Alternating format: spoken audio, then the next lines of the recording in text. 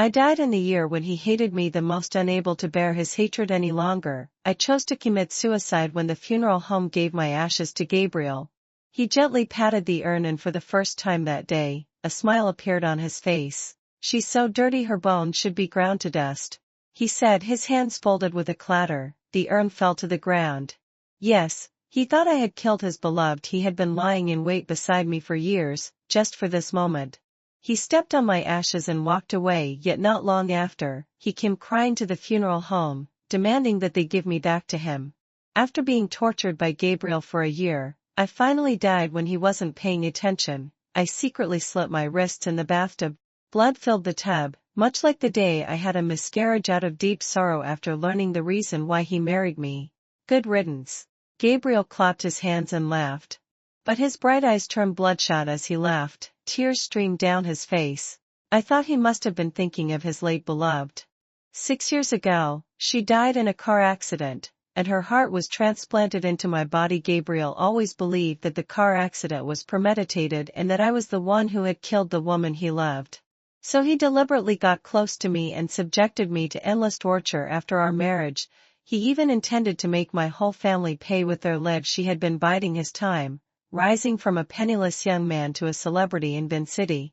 Once he had the power to rival my family, he showed his true color. She was like a rabid dog, constantly hounding the Hawthorne family. And today, it was all over because I died the night before he was about to take action. When Gabriel learned of my death, he was terrifyingly calm. He just told his assistant to send me to the funeral home immediately. When he saw me again, I had become a handful of ashes in a small box. "Give me back my sister." As soon as we stepped out of the funeral home, my eldest brother, who had always doted on me, threw a punch at Gabriel's handsome face, but he was quickly subdued by the security guards and collapsed, sitting on the ground. "Your sister is right here," Gabriel said, patting the urn, and he stepped on my brother. "She's too dirty. Her bones should be ground to dust." With that, he knocked over the box the size of a palm, and the ashes fluttered into the air. I knew Gabriel hated me, but I never thought his hatred had reached such a sickening level. When my ashes scattered everywhere, I couldn't hold back my tears. I had loved him wholeheartedly for 2 years, yet this was the end I got. Gabriel moved his expensive leather shoes off my brother and continued to sneer coldly. "If you love her so much, why not let the entire Hawthorne family be buried with her?" So even after my death, he still didn't give up his plan to destroy the Hawthorne family. My brother sat slumped on the ground, his face covered in snot and tears. "You'll regret it. You'll regret it." "I'll never regret it," Gabriel said, stepping on my ashes and leaving the funeral home. My brother, who had always been so proud as the eldest son of the Hawthorne family, was crying uncontrollably. "I'm sorry," I silently repeated 100 times in my heart. Tears just wouldn't stop. I felt my ashes floating to various places in the mountains. A small wisp fell into a wild dog-stewed bowl and ended up in the dog's stomach. Some landed in the mountain streams, on trees. The last wisp stuck to his clothes and soles, and he took it back to the place where we had lived together. Our wedding house was a villa on the halfway up the mountain.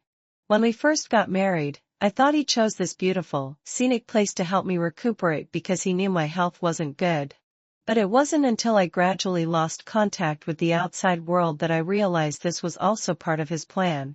After all, I was the most beloved youngest daughter of the Hawthorne family. Only by isolating me from the world could Gabriel's plan be more successful and his revenge more meaningful. I followed Gabriel and entered the villa with him. There were no servants in the villa. I had been taking care of everything myself. When he changed his shoes, he seemed stunned for a moment, then sneered and quickly changed into them. "Elena, you really died well," he said. I pouted and angrily followed him, stepping on his shadow. "Gabriel, you heartless man. You still hate me even after I'm dead."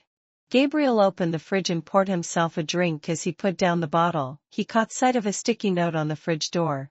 "Honey, I made your favorite fresh milk puffs today. Remember to eat them." The time of the signature was December 28th. The night before I died. Gabriel's eyes darkened slightly. He crumpled up the note and threw it into the trash can without even looking at my puffs. I had even made the puffs in the shape of hearts to please him. He used to love them.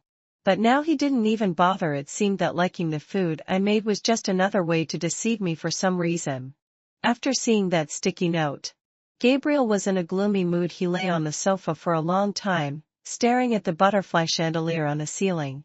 If he could see supernatural things, he should be able to see me sitting on the butterfly's wings, looking at him. I bought this chandelier before we got married. I loved it very much. Miraculously, he also couldn't put it down at that time. I was overjoyed that we finally reached a consensus.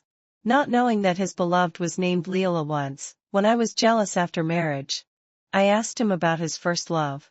He was lying on the sofa, with me in his arms staring blankly at the ceiling. He said, "My first love turned into a butterfly and flew away." My heart tightened, and I felt an even stronger urge to give. I kissed his eyes and comforted him over and over again.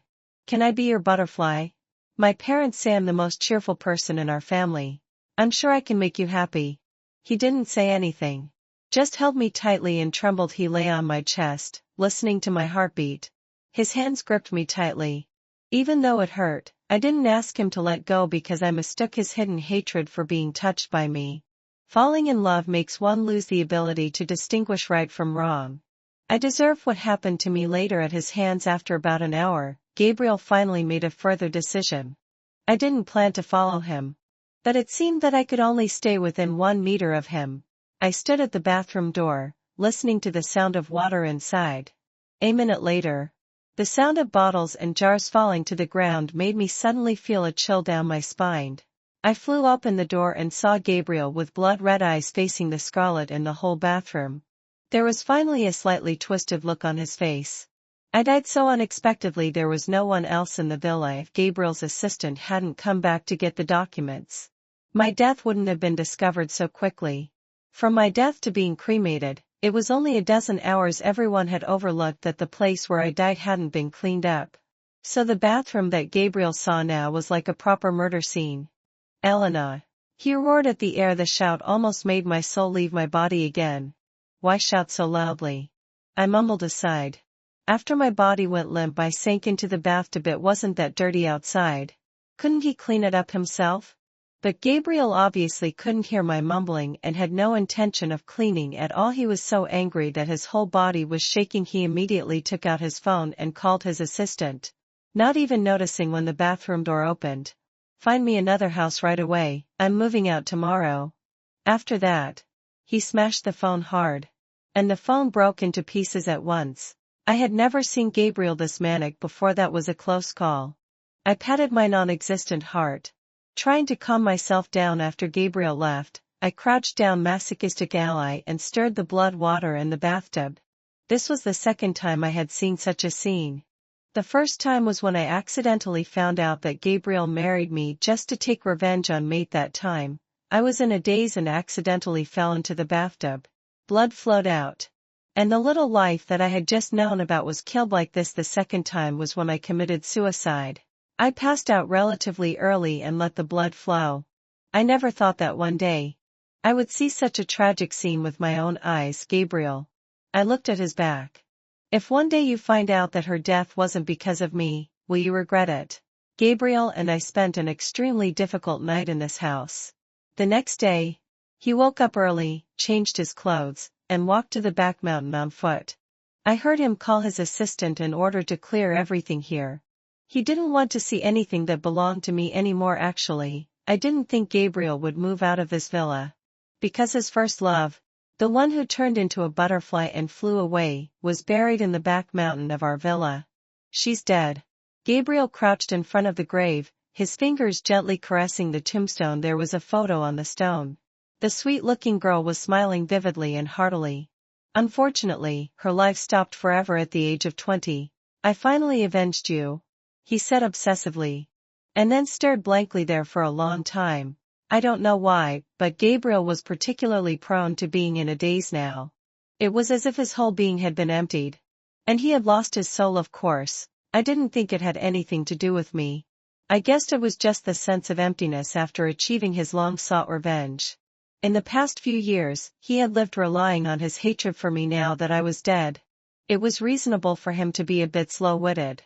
Gabriel didn't leave the back mountain until the sun was just rising when he came back. He didn't enter the villa but went straight to the garage. She drove a car and left when I saw that the destination was a dilapidated residential building on the outskirts of the city. I knew what Gabriel was going to do. Following his memory, he knocked on the door of Lila's house. Unfortunately, no one answered. Gabriel tried a few more times. After getting no response again, he became a bit irritable and increased the force this time. He woke up the neighbor.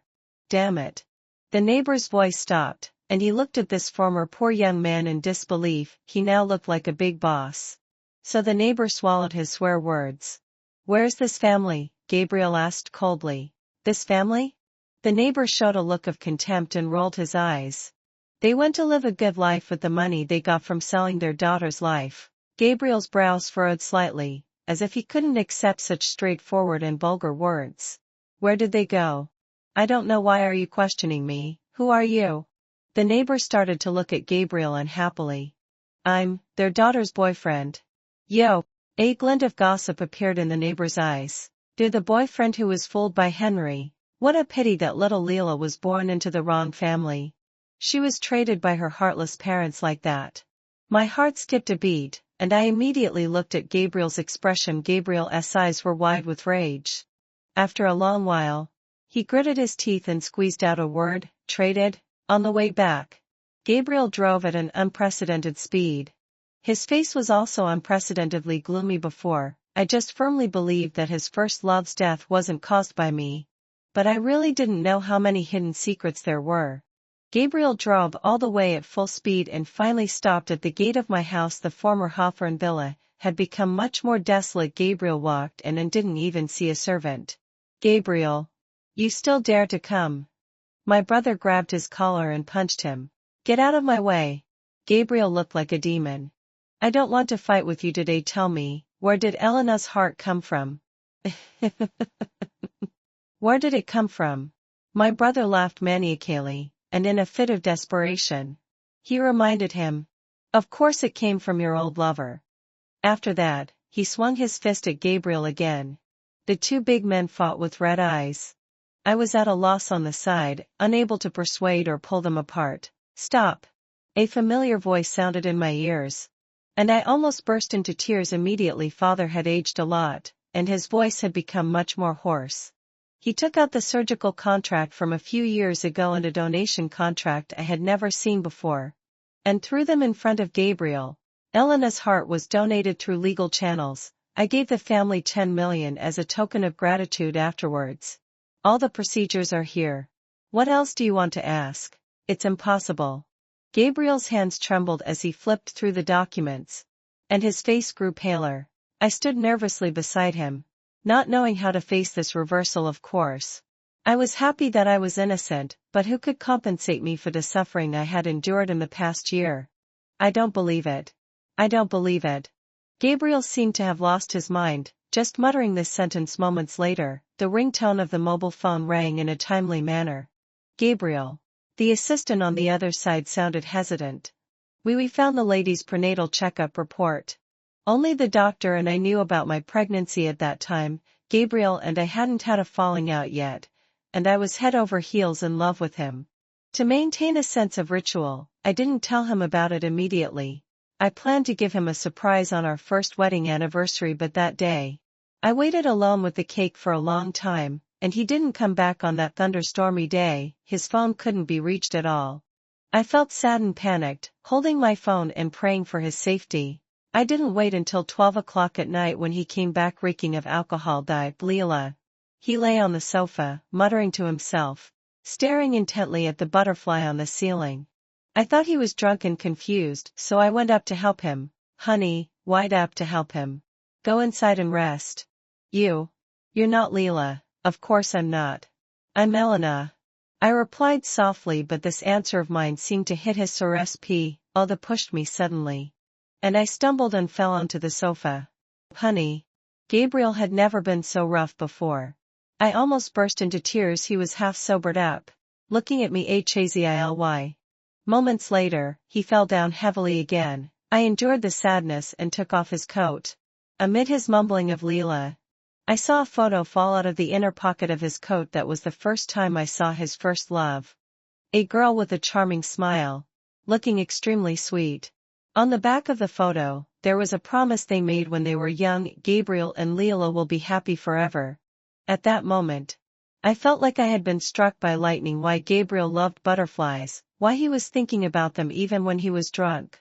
It was just because the girl he loved was named Lila.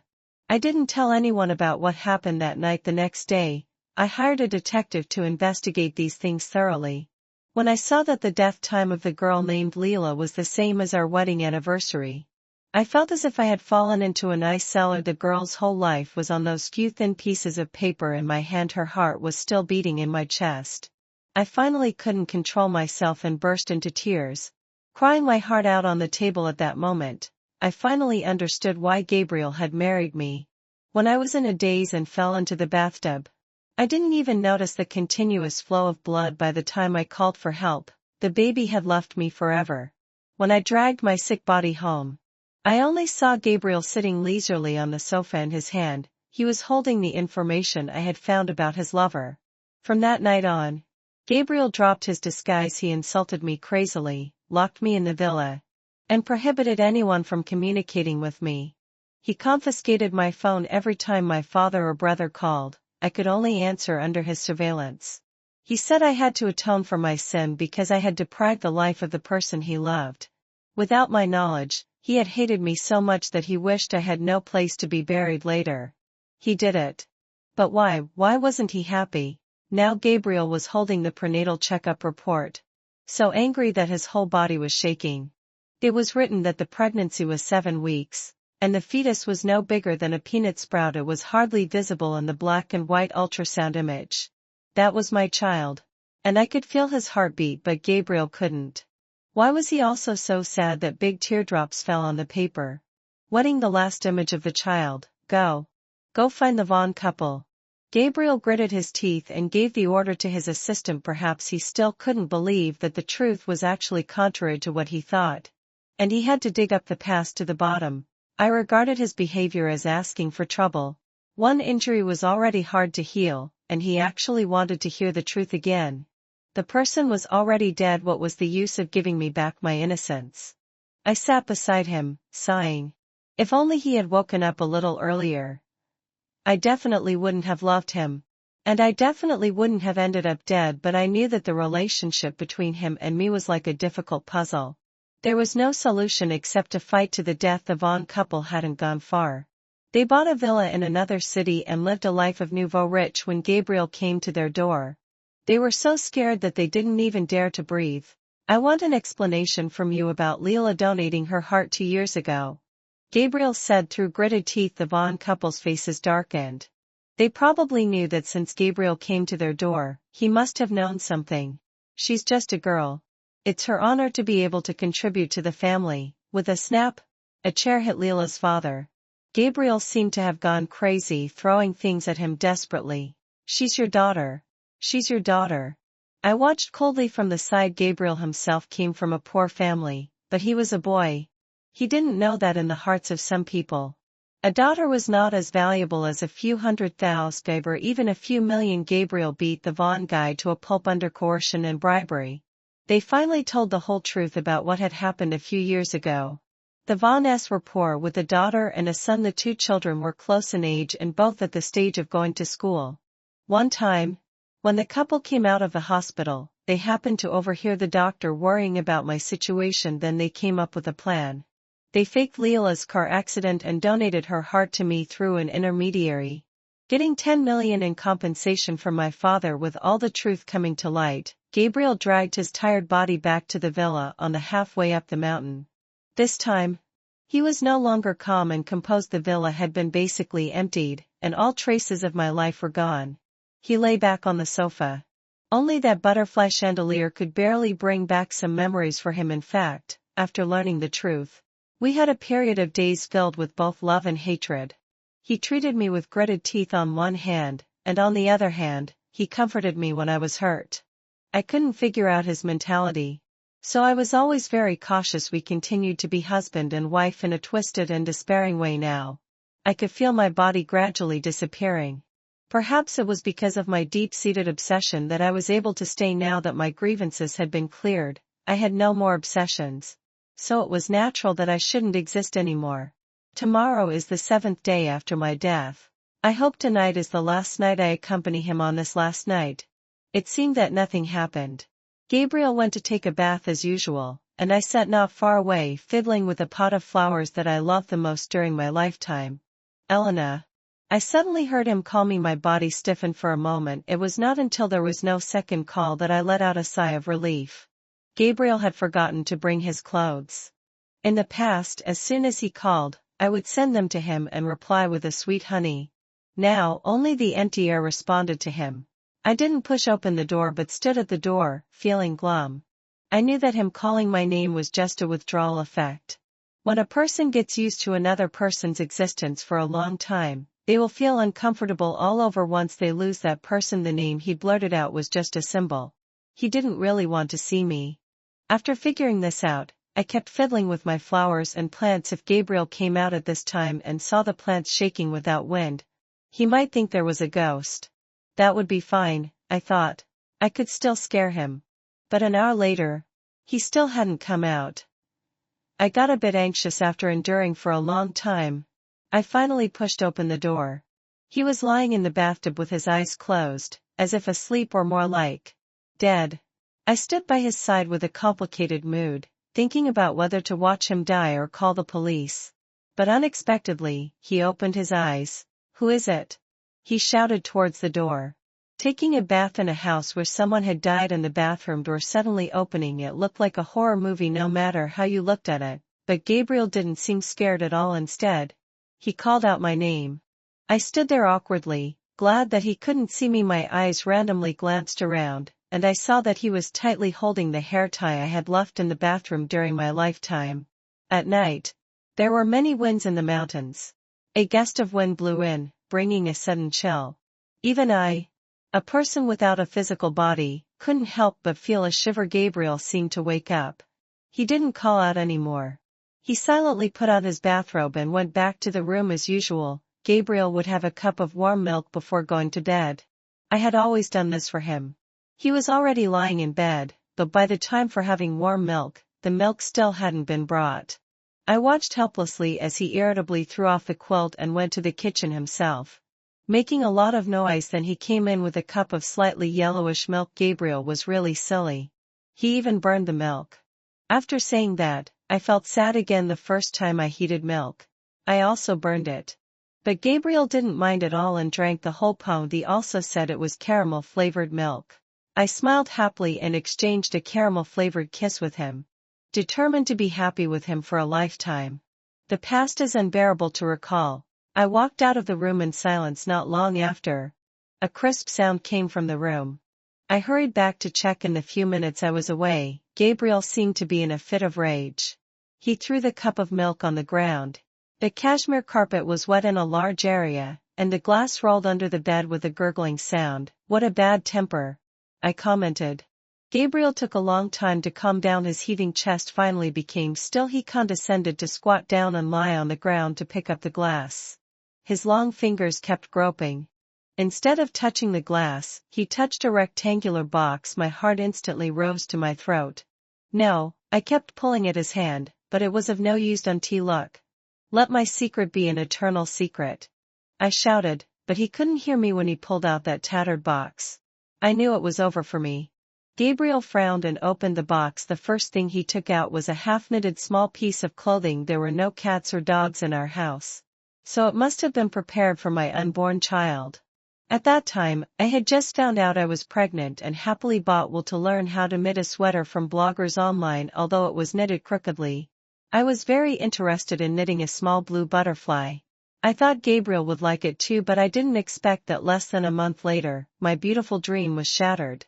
Now that Gabriel already knew about my pregnancy, his reaction wasn't too big. He just clenched that small piece of clothing tightly when he was pretending to get along well with me. He had also told me that he was looking forward to the crystallization of our love. I wondered what he was feeling now that he saw this. I waited nervously for his reaction. Unfortunately, he didn't show much.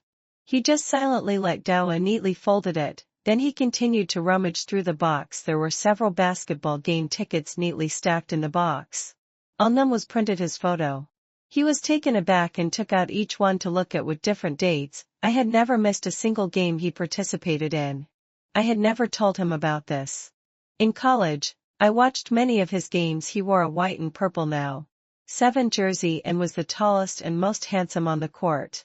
I couldn't help but be infatuated with him back then. That's why I was quickly won over by him when we met again. Gabriel sneered and then tossed the ticket stubs aside. I admit I was really stupid, otherwise I wouldn't have been deceived by him for so long. But was Gabriel not stupid? What else could his behavior be called? Was it smart to dig out the fact that I had a crush on him, bit by bit? He continued rummaging. When he touched a letter, the sneer on his face completely disappeared and my heart also rose to its highest point. It was a letter in a pink envelope. The sincerity I couldn't send out more than 10 years ago. He held his breath and quickly opened it, his hands trembling uncontrollably. I thought he might remember because he hated pink the most. Yet I did the opposite and gave him a pink letter together with Gabriel. I saw the letter I wrote to him when I was a teenager. Gabriel might not know that I had noticed him since middle school. At that time, I was doted on by my parents, a chubby and not very outstanding girl. Although he was poor, he had excellent academic performance. He had always been popular among many people because of his good looks. Teenagers never cared about social status. So I became one of those who liked him very much. I had a crush on him for 3 years. Finally, on the day of graduation, I summoned up the courage to stop him on the way home from school. At that time, I handed this pink love letter to him, hoping he would consider me. He just chuckled and told me to go away. I stubbornly tried to give him the letter. He frowned and took it, then threw it into the trash can. He walked away gracefully. When I chased after him, I saw a girl take his hand, so he already had a girlfriend. All the courage I had finally mustered disappeared completely. The love letter that I couldn't send was retrieved by me from the trash can later. I had a heart attack and almost died. But at the age of 20, I received the heart of his first love and got a new life. The love letter from so many years ago was nothing much, just a regret from my youth. Gabriel's hands trembled as he put it back in the envelope, pretending he hadn't seen it. I was extremely regretful. I should have burned them all before I died. Why did I leave such embarrassing things behind? Even after I died, he didn't have much of a reaction, making me seem more like a clown. I walked out awkwardly and huddled on the sofa. Gabriel didn't sleep that night either. At 12 o'clock in the morning, he opened the door, picked up the windbreaker he wore that day, and went out. I had no choice but to be forced to go out with him in the middle of the night in the car. I found out that a friend had invited him to drink. "Gabriel, it's rare to see you," his friend teased him with a smile as soon as they arrived at the private room. When we got married, I didn't like him going to such places, so I would always throw a tantrum and call him back because of this. I didn't leave a very good impression on his friends. Gabriel didn't say anything. He picked up a glass of wine and gulped it down, which was met with cheers. "Gabriel, you're awesome. Isn't your wife going to control you today?" They surely didn't know about my death yet and joked without any scruples. I secretly observed Gabriel's expression in the dark. I found that he put down the glass as if nothing had happened and even managed to put on a smile. Why mention her? I'm still in the doghouse and haven't managed to make her happy yet. Lying so calmly.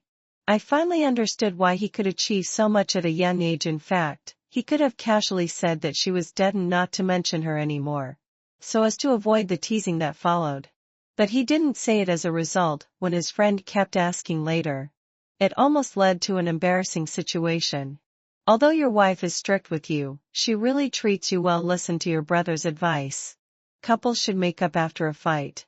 Go back, apologize, and everything will be the same as before." "She won't listen." "How could that be?" his friend retorted, but closed his mouth when he saw Gabriel's expression. Gabriel didn't say anything more, and his friend didn't ask further. The two drank in silence until a drunk man ran over and said, "Gabriel, the ring your wife customized for my wife is ready. You haven't come to pick it up for so long, and we couldn't get in touch with her either. I brought it to you today. Please take it back." A golden brocade box was placed in front of Gabriel. He tried hard to focus his blurry eyes and finally, in annoyance, took the box and opened it. It was a pair of exquisite diamond rings with the pattern of butterfly wings. I designed them myself. It was quite lucky that I could see them after I died. The original wedding rings between him and me had been thrown away during the fight and we never replaced them. After much thought, I designed this one myself. I never expected to see the actual rings in such a situation. The two rings refracted colorful lights under the neon lights. I couldn't help but reach out to touch them, but I couldn't feel their solid form. Gabriel. What's wrong with you? Someone asked cautiously. Gabriel suddenly stood up and kicked the wine table as if taking out his anger, ignoring the shouts of everyone. He left the place. Gabriel rummaged through things as if turning the place upside down. I sat beside him and watched him for 15 minutes. In fact, there wasn't much to rummage through because most of the things inside had been emptied. Assistant Shang, where are the things in the cabinet? Gabriel bombarded the person over at 3 o'clock in the morning. The assistant, half asleep, replied. Gabriel, you said you wanted to empty this place. At this, Gabriel calmed down again. The assistant came in a daze and left in the same way. Gabriel completely slumped to the ground, just staring blankly at the two diamond rings.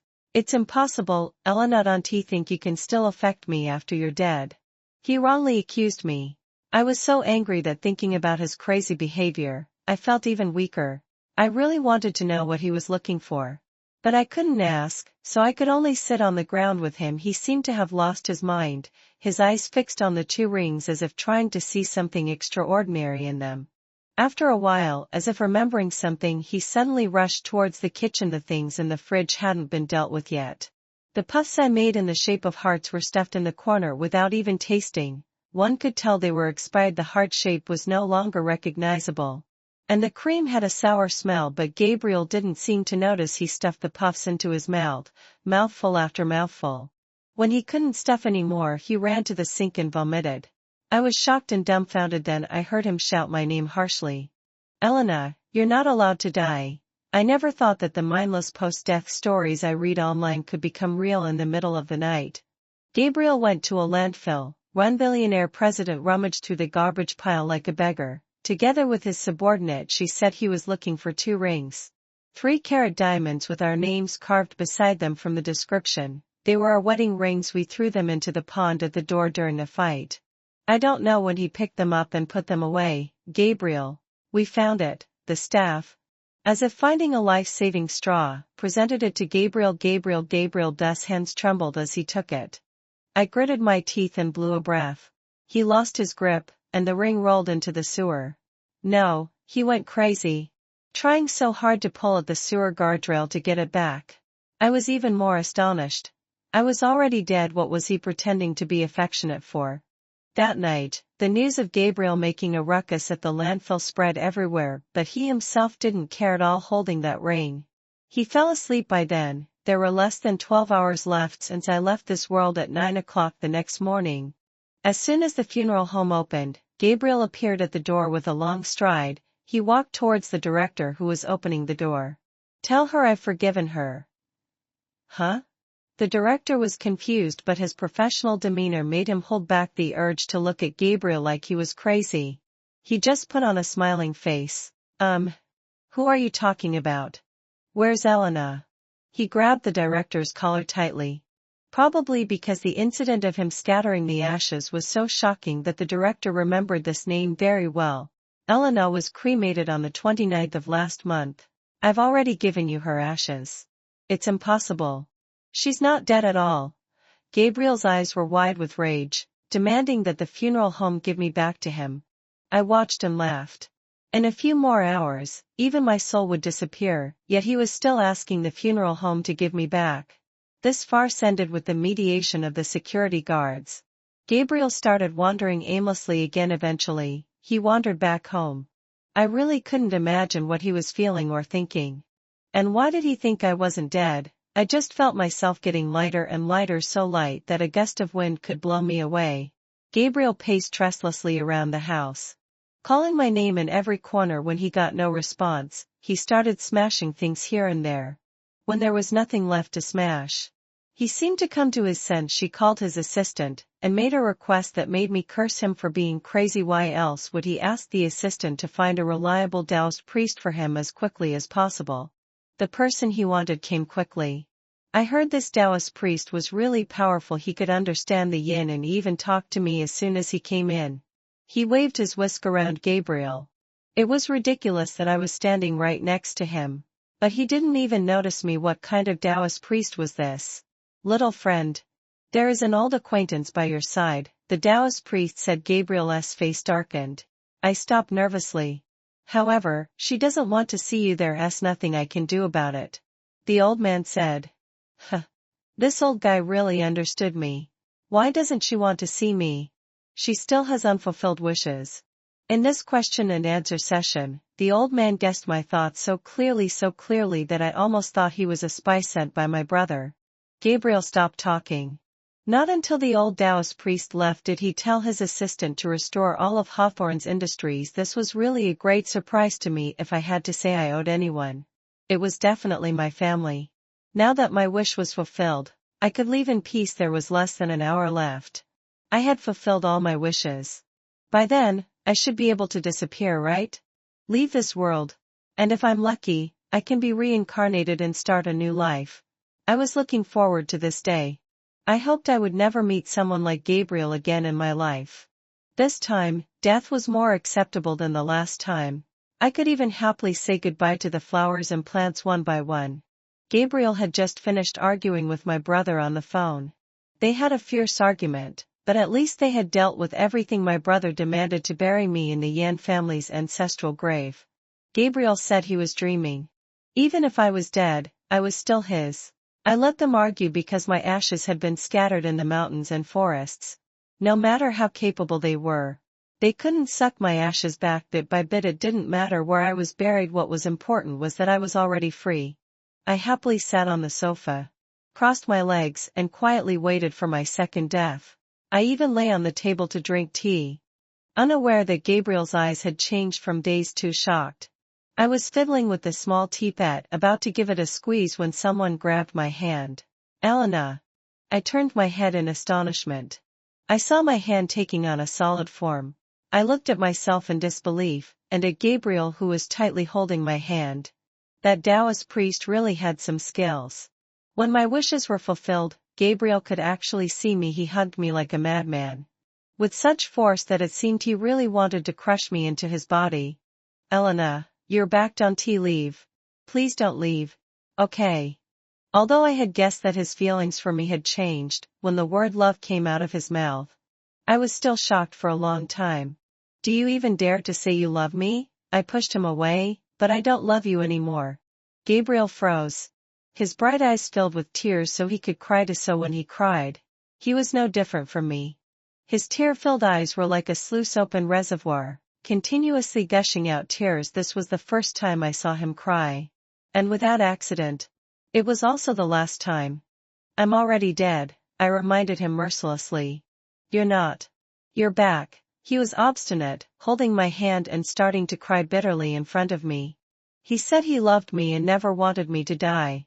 He wanted to take revenge on my whole family, but he was not willing to end up like this with me. He said he had found out that he had fallen in love with me a long time ago, but he didn't dare to admit it.